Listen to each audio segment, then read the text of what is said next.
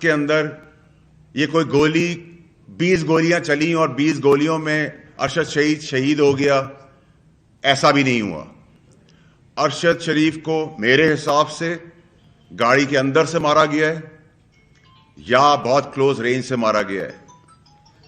ارشد شریف کو کوئی 8 10 20 گولیاں نہیں لگیں.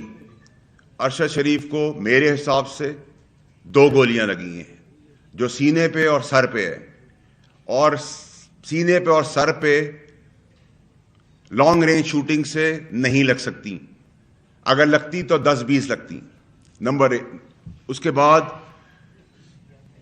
جو کہانی رسائی گئی وہ کہانی یہ تھی کہ جی کڈنیپنگ ہوئی کہ ایک بچے کی، اور اس بچے کی اس گاڑی میں موجودگی اس کے ریلیٹڈ اس گاڑی کو تعقب کیا، اس کو روکا، اس پہ گولیاں چلی. تو اگر بچہ گاڑی میں موجود تھا تو کیا دنیا کی کوئی بدترین پولیس بھی کھلے عام گولیاں چلائے گی اگر اس گاڑی کے اندر کوئی موجود تھا بچہ؟ آپ ٹائر پہ گولیاں چلاتے، گاڑی پھر بھی نہیں رکتی تو آپ ڈرائیور کو گولی مارتے. لیکن اس گاڑی کے اندر صرف کولڈ پلانڈ بروٹل مرڈر، قتل صرف ارشد شریف کا ہوا ہے، کسی اور کا نہیں ہوا.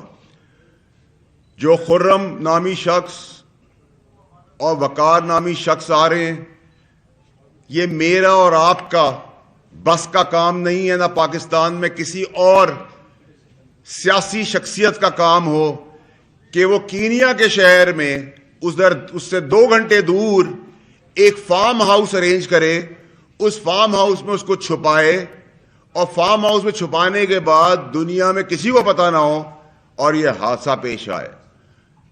اب میں اس کی تفصیلات میں آ جاتا ہوں کہ ارشد شریف کے ساتھ ہوا کیا ہے. وہ ایک ایماندار، بہادر، نڈر، زبردست انسان تھا. شہید ہے تو آج بھی ہمارے اندر ہے، اور اگر ہم میں کوئی غیرت ہے تو ہمیں اس کے بچے اور فیملی کے ساتھ اسی طرح کھڑا ہونا پڑے گا جیسے آپ اور میں اپنے گھر کے بچوں کے ساتھ کھڑے ہوتے ہیں. اس کی قیمت کیا دینی ہے وہ بھاڑ میں گئی. لیکن میں آپ کو یہ بتانا چاہتا ہوں کہ میرا ضمیر وہ تکلیف اور وہ جو ویڈیوز اور آپٹکس جو میں دیکھ رہا ہوں اور جو معلومات مجھے ہے، میں نہیں برداشت کر سکتا.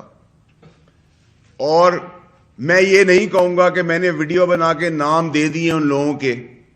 میں نے ویڈیو بھی بنائی ہے، نام بھی دے دیے ہیں، انٹرنیشنلی بھی دے دیے ہیں، لوکلی بھی دے دیے ہیں. اور مجھے کچھ ہوا اور میں مارا گیا تو اللہ نے مجھے طاقت دی ہے دولت کی. میں ملینز آف ڈالرز خرچ کر چکا ہوں. اگر مجھے کچھ ہوا اور میں مر گیا تو وہ شخصیات جو اس سازش کا حصہ ہیں وہ بھی 3 گھنٹے کے اندر اسی طرح مارے جائیں گے. وہ کتنے بھی بڑے طاقتور لوگ ہوں، ان کو بڑا کلیئر میسج ہے میرا. مجھے گولی لگی اور میں مرا تو 3 سے 5 گھنٹے کے اندر تمہیں بھی گولی لگے گی اور تم بھی مرو گے. اب میں آپ کو بتاتا ہوں کہ یہ کہانی اور یہ سازش شروع کہاں سے ہوئی ہے. یہ ایک سازش اور ٹولہ بنایا گیا. ارشد شریف نہ بھاگنے والا آدمی ہے نہ ملک چھوڑنے والا آدمی تھا. ارشد شریف کے اوپر جو ایف آئی آریں کٹی وہ کٹی، 15 کٹی یا 16 کٹی، لیکن ارشد شریف نہ اس ملک چھوڑنے کو تیار تھا نہ ملک چھوڑ رہا تھا. وہ بھی وجہ بتاؤں گا کہ میں کیوں یہ سب باتیں کر رہا ہوں. ارشد شریف کو سازشیوں نے ڈرایا، بتایا، مجبور کیا، اور وہ شخصیت ہیں جن کو بلیو کرنا بنتا ہے، اور اس کو یہاں سے نکال دیا گیا. جب نکال دیا گیا تو وہ دبئی پہنچا. جب وہ دبئی پہنچا تو کہا گیا کہ کسی اسٹیبلشمنٹ نے یا کسی نامعلوم ادارے نے دبئی سے نکلوانے کے لیے اس کے اوپر پریشر ڈالا اور دبئی حکومت نے اس کو نکال دیا. یہ بھی بالکل بے بنیاد اور جھوٹی بات ہے. میں اس کے شواہد بھی آپ کو دوں گا. جتنے دن کا ویزا تھا اتنے دن وہ دبئی میں رہا. جب ویزا نہیں ختم ہو گیا تو اس کو وہ دبئی چھوڑنا پڑا. لندن کی ڈائیورژن بتائی گئی کہ وہ لندن چلے گئے ہیں، وہ لندن بھی نہیں گئے تھے. پھر اس شخص نے جس پہ وہ بھروسہ کر رہا تھا، جو یہ منصوبہ بندی کر رہا تھا، جو یہ سازش کر رہا تھا، اس سازش کے حصے کے اندر پورا پاکستان پھنسا ہوا ہے آج، جس کو کہہ کے تھک گیا ہوں، میں مر گیا ہوں، آستینوں کے سانپوں کے بارے میں بتا چکا ہوں. اپنے چیئرمین ایکس وزیر اعظم عمران خان صاحب کو بتا چکا ہوں کہ یہ جو سازش رچائی جا رہی ہے اس سازش کے تانے بانے اور سازش کی جو بینیفٹس ہیں وہ اور مقاصد کچھ اور ہیں. سب کو الٹی پٹتی پہ چڑھا دیا گیا ہے.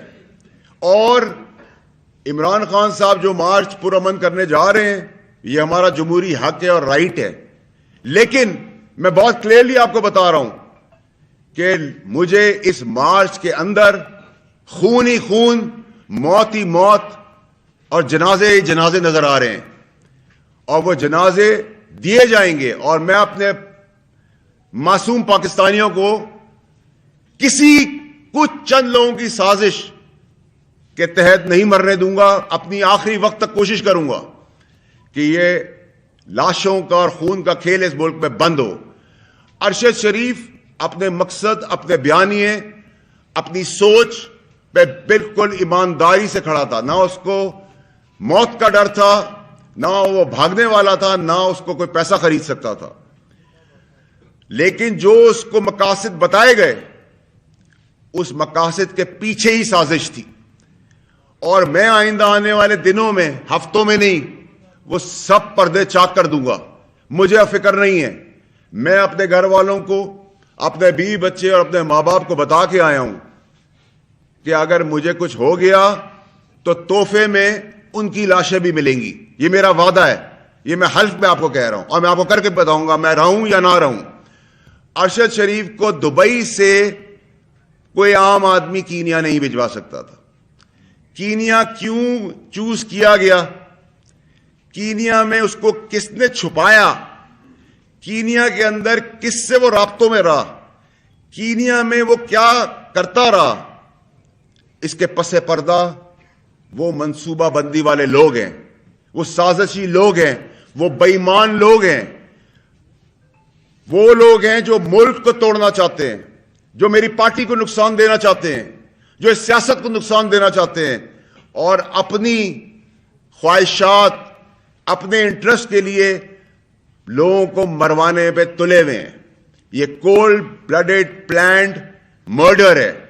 اس کو کوئی یہ ڈرامے بازی کا نقشہ نہ دے کہ ایک جگہ پہ ہاتھ دیا اور پولیس نے وہ نہیں رکی تو گولیاں چل گئی. سب ڈرامہ ہے, سب جھوٹ ہے. میں آپ کو دعوے سے کہہ رہا ہوں کہ نہ کوئی موبائل فون ملے گا, نہ کوئی لیپ ٹاپ ملے گا, نہ کوئی شواہد ملے گا, نہ کوئی ثبوت ملیں گے, اور نہ ہی کوئی انصاف. اس ملک میں تو آپ انصاف کی بات کر ہی نہیں سکتے. اب آ جائیں آپ مارچ کے اوپر. مارچ کے اندر بھی لاشیں دی جائیں گی, خون دیا جائے گا, بے گناہ لوگوں کا, امپورٹنٹ لوگوں کا, کسی قسم کا بھی چیز. ابھی اسی وقت بہت کچھ ہو سکتا ہے کیونکہ منصوبہ بندی کچھ اور ہے.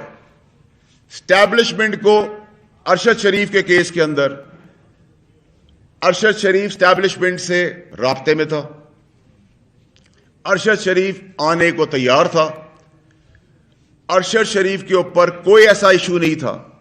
لیکن جنہوں نے اس کو جس مقاصد اور جس سازش کے تحت اس کی اپنی سوچ کے اوپر اس کو برین واش کیا, وہ اپنے مقصد کو ایمانداری سے نبھا رہا تھا. اس کو جو صحیح لگ رہا تھا وہ کر رہا تھا, جو اس کو غلط لگ رہا تھا وہ اس کو بتا رہا تھا, لیکن پس منظر ایسا کچھ نہیں تھا. یہ ایسی بات ہے کہ اگر میرا چیئرمین مجھے کوئی بات بتا رہا ہے تو میں 99% اس پہ یقین کروں گا. تو ایسے ہی وہ لوگ تھے جو اس سازشی بیانیے کے ساتھ سازش کو اور ملک کو سازش کے اس کٹارے میں لے گئے جہاں ابھی ایک آدمی شہید ہوا ہے, ابھی اور بہت ساری لاشیں گرنی ہیں اور گریں گی. یہ میں آپ کو بھی کہہ رہا ہوں. اس کے علاوہ جو سب سے امپورٹنٹ چیز ہے, جو میں آپ کو کہہ رہا ہوں بار بار کہ اس میں کسی اور کی شہادت نہیں ہوئی. جب اس کا استعمال ہو گیا, وہ پاکستان آنے کو تیار ہو گیا, تو خوف بیٹھا گیا, ڈر بٹھایا گیا کہ اس کو مروا دیتے ہیں تاکہ شواہد بھی مٹ جائیں گے اور ایک آگ بھی بھڑک اٹھے گی. لیکن انسان سوچتا کچھ اور ہے اور اللہ تعالیٰ کرتا کچھ اور ہے. آپ یہ سب باتیں اب یہ پوچھیں گے مجھ سے کہ یہ سب باتیں مجھے کیسے پتہ ہیں اور کیوں پتہ ہیں, اور کہاں سے مجھے یہ باتیں آ رہی ہیں؟ جب ارشد شریف اس ملک سے گیا ہے اس دن سے لے کر آخری دنوں تک میں ارشد شریف کے ساتھ رابطے میں تھا اور میرا فون اویلیبل ہے دنیا کی کسی جگہ پہ بھی فورینزک کے لیے کہ میں سچ بول رہا ہوں یا جھوٹ بول رہا ہوں. ویسے تو بہت ساری جگہوں پہ بغیر چھان بین کے مجھے جھوٹا کہہ دیا جاتا ہے بغیر چھان بین کے, اور یہی اس ملک کا المی ہے. اس کے علاوہ یہ صرف اور صرف ایک اور چیز تک نہیں ہے. یہ جو پوری کہانی ہے اس کہانی کے مقاصد ابھی پورے حاصل نہیں ہوئے ہیں. اس کے مقاصد میں ہم جو ایک جائز مارچ کرنے کی پرامن کی بات کر رہے ہیں جو مہذب ممالک میں ہوتا ہے, لیکن اس مارچ کے نیریٹو کی آڑ میں جو ایکچول سازش رچائی گئی ہے, جو ایکچول گیم کھیلی جا رہی ہے, جو چھپن چھپائی کا کھیل چل رہا ہے, اللہ کا احسان ہے میں اس کاروباری گھر سے ہوں جس کے تعلقات بینک کے پریزیڈنٹ سے لے کر اداروں سے لے کے محکموں سے لے کر پاکستان اور انٹرنیشنلی بھی کنیکٹڈ ہوں. میں کوئی سڑک پہ چلتا ہوا آدمی نہیں ہوں یا سیاست میں آ کے دو پیسے کما کے بات کرنے والا آدمی نہیں ہوں. میرا فون فورینزک کے لیے تیار ہے. میں ارشد شریف کے ساتھ کانٹیکٹ میں تھا, ارشد شریف میرے ساتھ کانٹیکٹ میں تھا. اس کی گواہی ARY کے کچھ لوگ اگر ان کو اپنی زندگی کا ڈر و خوف نہیں ہوا تو وہ بھی دیں گے, کیونکہ ان میں سے بھی میرے کچھ دوست ہیں. لیکن جو میں بار بار کہہ رہا ہوں پاکستانیوں کو کہ یہ جو نیریٹو چلا رہے ہیں, یہ جو سازش ہے, یہ جو سازش پاکستان کے ساتھ ہو رہی ہے, اس کے پلیئرز پاکستان کے اندر موجود ہیں اور پاکستان سے انٹرنیشنلی کنیکٹڈ ہے. لیکن یہ وہ سازش نہیں ہے جو سازش میں اور آپ ایس پاکستانی سمجھ رہے ہیں. میں پھر آپ کو بتانا چاہتا ہوں کہ ارشد شریف کا قتل ہوا ہے. فورینزک کیا بتاتی ہے؟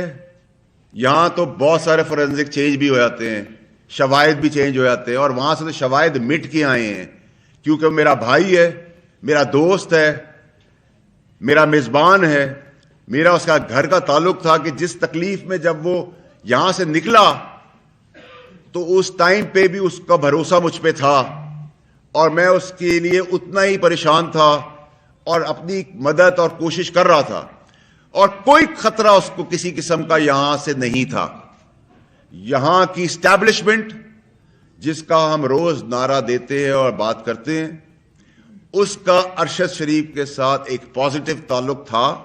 وہ رابطے میں تھے اور میں اس رابطوں کے حصوں کا حصہ بھی ہوں, کیونکہ میں اور باقی جگہوں پہ بھی اپنی پارٹی, اپنے چیئرمین, اپنے ملک اور اس کی سیاست کے اندر جو کردار چھوٹا موٹا ادا کر سکتا ہوں وہ بھی کر رہا ہوں, اور رات کے اندھیرے میں نہیں کر رہا.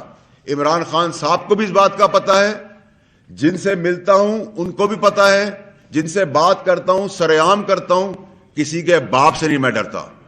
اور جو طاقتور شخصیات اس سازش کا حصہ ہیں وہ مجھ سے دور نہیں ہیں, اور میں صرف زبانی نہیں بتاؤں گا, میں پھر جب بتانے پہ آؤں گا تو اس ملک کا نظام, اس ملک کا ریولوشن جو میرے چیئرمین عمران خان نے مجھے سکھایا ہے کہ حق اور سچ پہ کھڑے ہو, تو میں آج حق اور سچ پہ ارشد شریف کے ساتھ کھڑا ہوں اور کھڑا رہوں گا, اور ان پاکستانیوں کے ساتھ بھی کھڑا رہوں گا جو اگلے کچھ دنوں میں مرنے والے ہیں.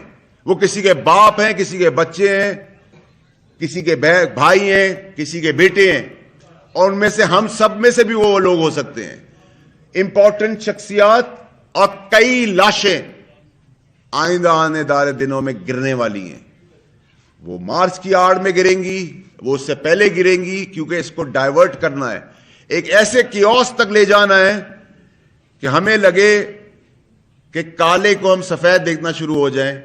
کالا کالا ہے, سفید سفید ہے, پاکستانی قوم کالے کو سفید مان گئی ہے، اور میں یہ چیز برداشت نہیں کر سکتا، اور لوگوں کو پتہ ہے، اور میرے سارے تمام میڈیا کے بہت پرانے دوست بھی یہاں بیٹھے ہوئے ہیں، ان کو پتہ ہے میں دوستی اور دشمنی آخری وقت تک نبھانا جانتا ہوں۔ میں اللہ تعالیٰ کے علاوہ نہ کسی کے باپ سے ڈرا ہوں، نہ ڈروں گا، نہ جھکا تھا، نہ کبھی جھکوں گا۔